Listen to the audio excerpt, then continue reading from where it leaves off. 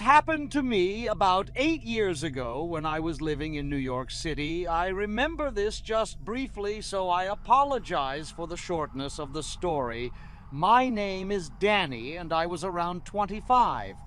When this took place, I had recently gotten a job at the now famous M&M store in Inditz 1.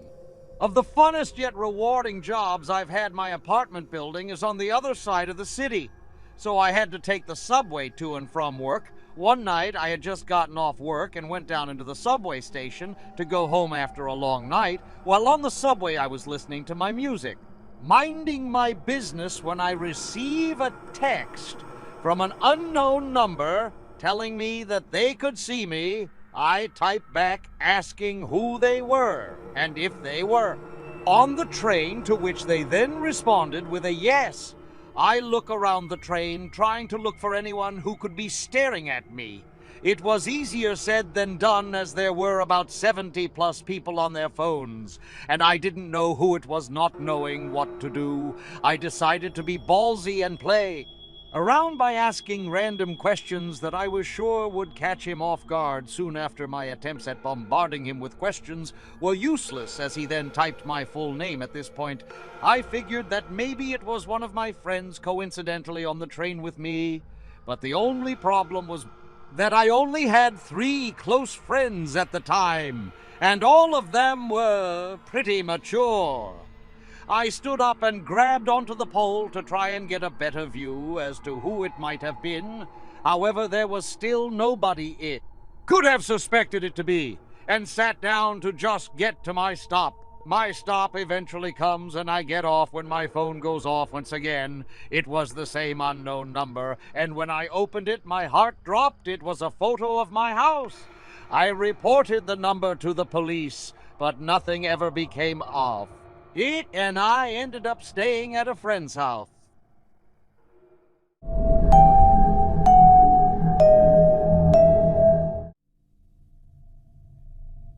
I'm a female, currently 23, and I just started college and also lived with my mom in New York. It was also around the time I just dumped my abusive ex-boyfriend.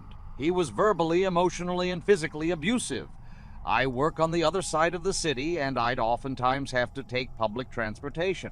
To get there, owning a car in the city was pointless, and I'd mostly take the subway to get to and from work. Say whatever you want, the subway was reliable and much more affordable. The problem was that I couldn't work late nights, as I have a 7M class, and my mother was strict about me being out late. It was stupid, as I'm a grown adult, but knew she was just trying to be a mom. Up until recently, my managers, being the jerks that they were, knowing my situation, gave me a full week of closing shifts.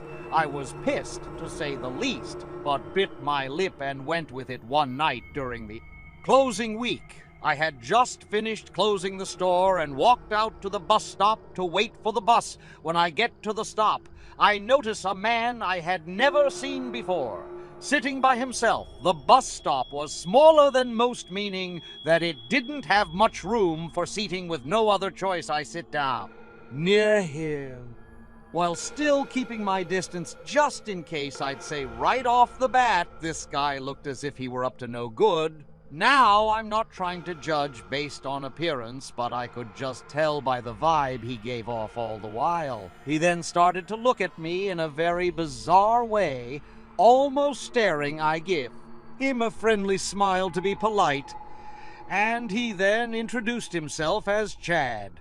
I tell him it was nice to meet him and said my name as well. Yeah, big mistake. He then began to ask me random questions about myself, which I didn't mind seeing, as he was the only one to talk to. We make small talk, and eventually the bus arrives, and I hop on with him.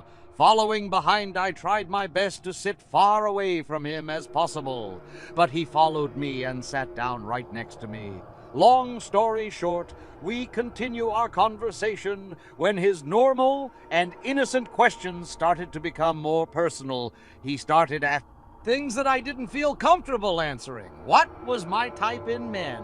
If I had a boyfriend, etc. I told him it did. have a boyfriend as a way of getting out of the conversation, which seemed to work, but whenever I gave him hints to stop talking to me, he'd always find something else to talk about or ask me sensitive questions. I uncomfortably chuckled to myself and took out my phone and texted my mom to meet me at my stop. I was on the seat closest to the aisle and kind of tilted away so he wouldn't know I was texting about him. After a few more minutes of him babbling on about some stuff, I take out my phone and pretended I was on a call that seemed to face him. And soon after, my stop had come where my stop had come, where my mom was in her car waiting outside as I get up. He then gets up as well and inappropriately slaps my behind while giving me a chilling grin. I'd say I got off that bus within a matter of seconds before he started to follow. I hop into my mom's car and tell her to just go my mom's steps on it, and we drive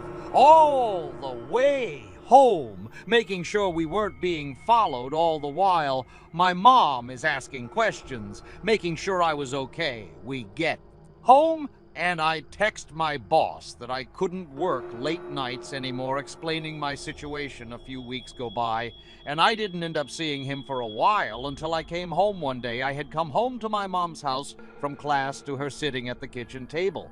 Why my dad isn't in the picture is another story, but she sits me down and shows me a picture on her phone. At first, I didn't know what it was, but then I realized it was a license plate number. Our plates, she had told me that she had received this photo from an unknown number with no context. We weren't sure who took the photo, but I believe that the guy at the bus stop had something to do with it.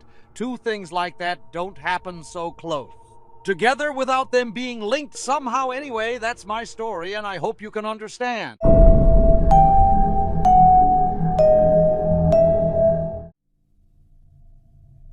I'm 35 years old, and my wife and I had moved to a new house in Houston, Texas, along with our 8-year-old daughter. It was a pretty decent-sized house with 5 bedrooms and 6 bathrooms. I know it's a bit big for a family of 3, but we come from a family of 3. But we come from a family with money and like bigger homes. The first month of living there went pretty well with friendly neighbors and a quiet community. One day I had been riding my bike on my day off, enjoying the sun, when another biker catches up and rides with me. He wore black sweatpants, a white t-shirt, along with a red flannel, and looked to be around 17, or looked to be around 17. He introduced himself as Steve and welcomed me to the neighborhood for the first few days. He seemed like a decent kid until one day he started asking me random questions. He would babble on about some random nonsense and always wanted to know about my time in Vietnam, being ex-military. I learned to keep my cool, but gave him the hint to stop most of the time. He'd begin to stop, but as time progressed, he'd always bring up the same topics. One of the topics that really set me off was when he talked about my 8-year-old daughter, telling me how cute she was, how he wished she had a sister like her, etc. Sometimes I'd see him looking over our fence while she played in the backyard and would always ask her questions. One day he had called our house asking to speak to her, and it was at that point where he had crossed the line. I marched over to his house and knocked on his door, where I was greeted by an older couple, who I assumed was his parents. I directly explained my concern to them, as they didn't speak English, and made it clear that I better not ever see him again. They seemed to get my message, and a few weeks later they had moved away. I'm not sure what his intentions were, but I was not going to stick around to find out. Thank you for joining us on this spine-tingling journey into the world of horror.